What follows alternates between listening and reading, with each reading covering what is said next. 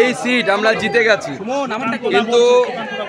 কিন্তু দুর্ভাগ্যবশত আমি দেখলাম মুখ্যমন্ত্রী কলকাতা থেকে প্রেস মিট করেছেন, বিপ্লব মিত্র নাকি জিতে গেছেন। কোনো এর বাস্তবিকতা নেই, এর সত্যর সাথে এর কোনো মিল নেই।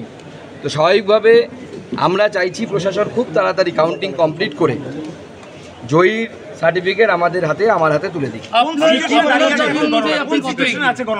দেখুন, আমাদের প্রশাসনের ভেতর থেকে খবর হচ্ছে আমরা 10,000 ভোটে এগিয়ে, আমাদের গণনা অনুযায়ী আমরা প্রায় 18,000 ভোটে এগিয়ে আছি।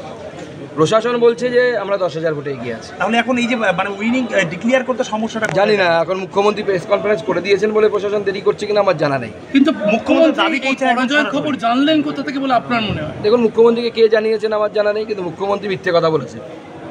ভারতীয় জনতা পার্টি এগিয়ে আছে, কারণ আমরা শেষের সবকটি লাইন 14, 15, 16 আমাদেরও তো এজেন্ট আছে, এজেন্ট থেকে আমাদের কাছে আসে 18 রাউন্ড অবধি, প্রত্যেকটা রাউন্ডে ভারতীয় জনতা পার্টির লিড আছে এবং বিপুল লিড আছে। কোথাও কি মনে হচ্ছে আপনাকে হারানোর চক্রান্ত করা হচ্ছে? একটা থাকতেই পারে, তো চক্রান্ত না করার তো কারণে মুখ্যমন্ত্রী চক্রান্ত করবেন না, এটা তো হতে পারে না।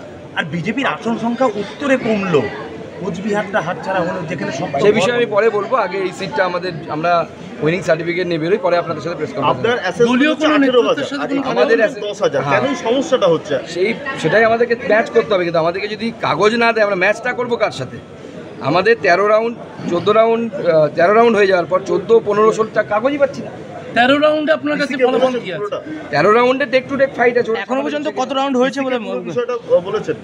আমি অবজারভারকে জানিয়েছি 18 রাউন্ড কি একেবারে কমপ্লিট হয়েছে? অ্যাকচুয়ালি কাউন্টিং কমপ্লিট, সমস্ত তথ্য এসে গেছে। সেই হিসাবে আপনাকে কি মনে হচ্ছে? সেই হিসাবে 18টা রাউন্ড কমপ্লিট হওয়ার পরে আপনার কি মনে হচ্ছে? জিতে আছি আমরা, হিসেব তো তাই বলছি। নথি বা সম্পূর্ণ নথি এখনো পাইনি আমরা। ঠিক আছে।